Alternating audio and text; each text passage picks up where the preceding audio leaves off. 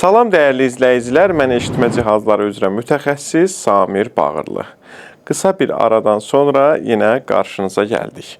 Bu gün də bu müddət ərzində yığılan və mənə ünvanlanan vacib top suala çalışacağam ki, ətraflı cavab verim və sualı ünvanlayan pasiyentlər də öz cavablarını alsınlar. Samir bəy, hər zaman eşitmə zəifliyi olan pasiyentlər haqqında danışmısınız. Biraz da eşitmə zəifliyi olmayan pasiyentlərin eşitməsini necə qoruyub saxlamaq olar, bu haqda danışın. Düzdür. İndiyənə qədər eşitmə problemlərindən, eşitmə cihazlarından, eşitmə cihazı istifadəsi qaydasından danışmışam.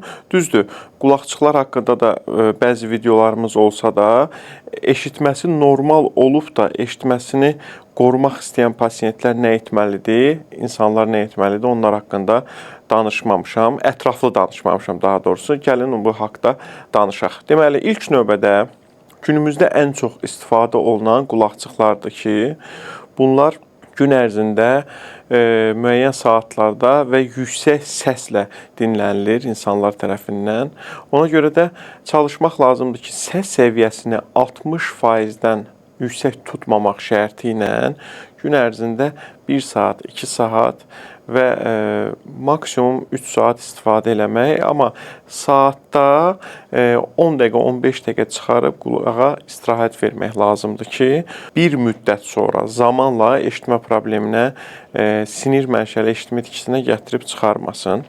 Günümüzün bəlası böyük şəhərlərin ən böyük problemlərindən biri gürültü çirkliliyi, yəni səs-küy çirkliliyi yaşayan insanlar var ki, bunlar da bir müddət sonra eşitmə problemlərindən əziyyət çəkə bilərlər. Ona görə də çalışmaq lazımdır ki, gün ərzində səs-küylü mühitdən uzaq durmaq lazımdır. Düzdür, günümüz elədir ki, inşaatlarda olan yüksək səslər 80-90, hətta 100 desibelə qədər artan səslər və uzun müddət davamlı dinlədiyimiz o səslər bir müddət sonra eşitməmizə problem yarada bilər. Amma ən azından, yəni bu ərazilərdən keçdikdə maksimum daha tez şəkildə keçmək və yaxud bu inşaat qonşuluqdadırsa, ətraf bizim yaxınlığımızdadırsa bu səs-küylü yerlər, ya qapını, pəncərəni bağlamaq, ya da müvəqqəti heç olmasa gürültü tıxaclarından istifadə etməklə siz bu problemləri aradan qaldırmış olarsınız. Yəni eşitmə sinirini zədələməmiş olarsınız. Ondan sonra ototoksik dərmanlardır, güclü antibiotik qəbulu, antibiotik istifadəsi də eşitmə problemlərinə yol aça bilər.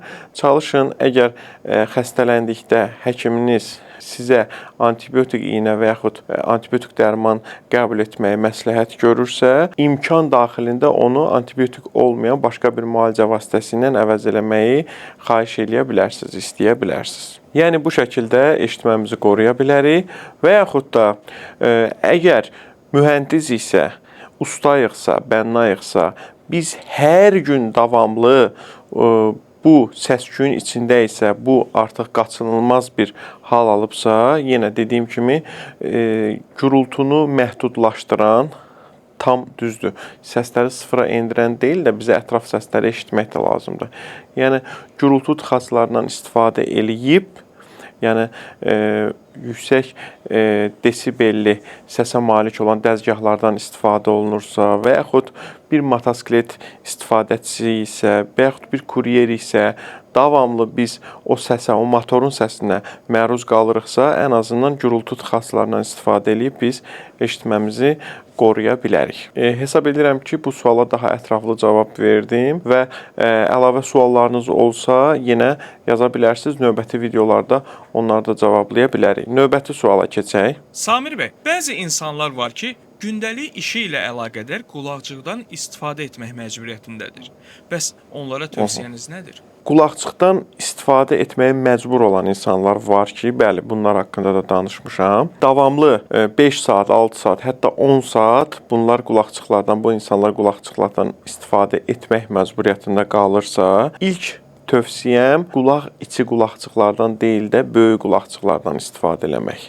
Yəni bu şəkildə böyük olan qulaqçıqlardan istifadə eləmək ən azından o qulaq içinə daxil olmadığına görə qulaqda olan virusların sayını artırmır.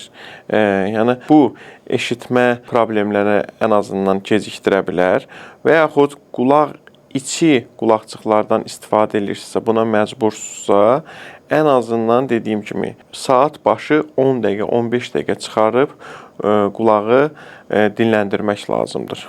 Başqa bir yolumuz zaten olmadığına görə. Bir də qulaqda göbələk, qaşıntı, qabıq yaranmaması üçün isə hər dəfə qulaqçığı taxmamışdan qabaq qulaqçığı yaxşıca nəm salfetlə silmək. Növbəti suala keçək. Rayon xəstəxanalarının birində yaşlı bir qulaq həkiminin yanına getmişdim. Müayinə əsnasında sinir mənşəli eşitmə itkisi aşkarlandı. Lakin həkim dedi ki, eşitmə cihazı üçün tezdir. Yaşlananda istifadə edərsən. Bu nə dərəcədə doğrudur? Yəqin ki, pasiyentimiz xəstəxananın və həkimin kimliyini açıqlamaq istəməyib. Bu da normal bir haldır. Ümumiyyətlə, eşitmə itkisi, belə deyərdim ki, yaşa baxmır. Əgər hansı yaşda olur olsun, istəyir 7 yaşda, istəyir 10 yaşda, istəyir 50 yaşda, istəyir 70 yaşda, sizdə aşkarlanıbsa ki, sensorinevral tip, yəni sinir mənşəli eşitmə itkisidir, bu deməkdir ki, siz vaxt itirmədən eşitmə cihazından istifadə etməlisiniz.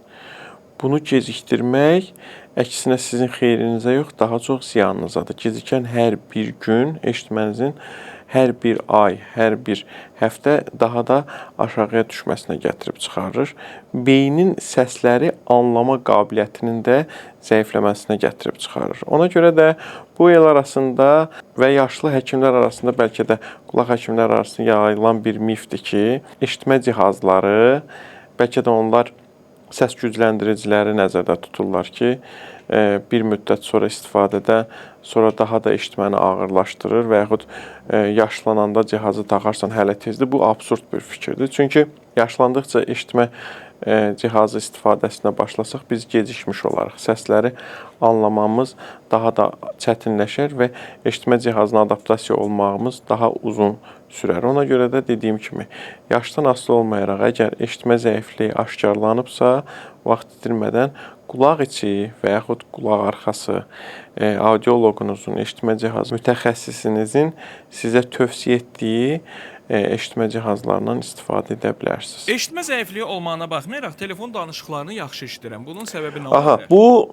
normal bir haldır. Çünki telefonun mikrofonu var və mikrofon birbaşa qulağa tutulduqda eşitmə zəifliyimiz olsun, olmasın, istər-istəməz telefon səsi gücləndirərək qulağın içine ötürdüyünə görə bizim telefonla səsləri eşitməyimiz normaldır.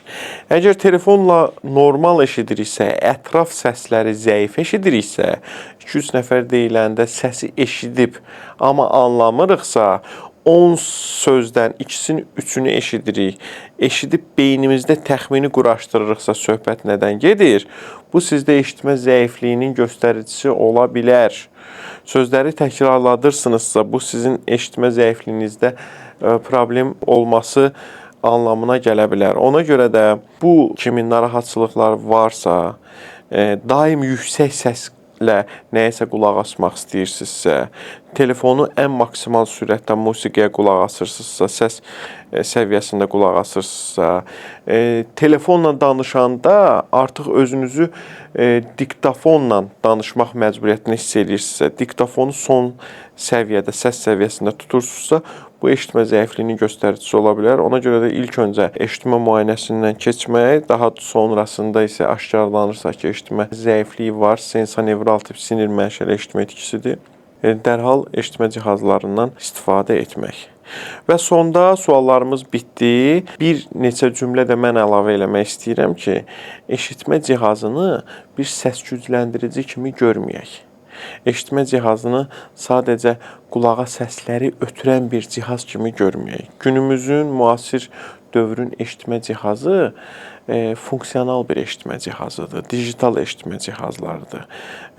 Qabaq-qabağa kimləsə danışırıqsa, ətraf səsləri bloklayan, toyda, kofe shopda, restoranda, səs-küylü mühitlərdə o küyü azaldıb danışıq səslərini bizim daha yaxşı anlamağımız üçün, qavramağımız üçün ön plana verən eşitmə cihazlarıdır. Yerə nəsə çırpıldıqda, yerə nəsə düşdükdə, yüksək səsə məruz qaldıqda ətraf bu səsləri yumşaldıb qulağa ötürmə qabiliyyətinə malikdir. Gələn zəngləri telefonu qulağa tutmadan birbaşa eşitmə cihazına ötürmə imkanına malikdir. Musiqi dinləmək, YouTube-a, kinoya qulaq asmaq, yəni bütün sosial şəbəkələrdən gələn səsləri birbaşa qulağa ötürmə imkanına qadirdir.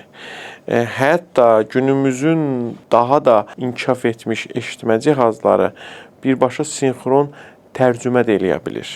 Yəni qarşı tərəfdəki insan başqa bir dildə danışırsa, sinxron şəkildə o dildəki danışılan sözləri tərcümə eləyib sizin istədiyiniz dildə qulağınıza ötürmə gücünə malikdir. AI texnologiyasına malik eşitmə cihazlardır. Ona görə də bu cihazı küçümsəməyək. Yaşlananda eşitmə cihazı taxaram, qocalanda taxaram, qocalanda gec olacaq. Və bu eşitmə cihazları yaşlılar üçün nəzərdə tutulmayıb. Yenə deyirəm, o verilən suala qüvvət olaraq demək istəyirəm ki, yaşlıların taxdığı eşitmə cihazıdır. Xeyr, müasir eşitmə cihazları 7-dən 70-ə əgər tələb varsa, eşitmə itkisi varsa, vaxt itirmədən taxılması lazım olan eşitmə cihazıdır. Ona görə də mərkəzlərimizdə bütün növ Almaniya, Danimarka istehsalı qulaq içi, qulaq arxası və kanal içi eşitmə cihazları var. Ən ağır dərəcəli eşitmə itkisinə belə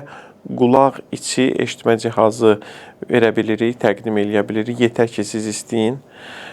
Bəzi şərtlər var, bəzi nüanslar var. Əgər bu şərtləri qəbul edirsinizsə, yəni bu qulaq içi eşitmə cihazları biraz baxım tələb eləyir, biraz qulluq tələb eləyir qulaq arxasılara nisbətən. Yəni bunlarla razılaşacaqsınızsa, rahatlıqla o cihazlardan da sizin istifadənizə verə bilərik. Yetər ki, siz istəyin. Bu qədər. Əgər videonu bəyəndinizsə, kanala abunə olmağı, videonu bəyənməyi unutmayın. Sizinlə mən eşitmə cihazları üzrə mütəxəssis Samir idi. Sağ olun, gələn videolarda görüşənədək.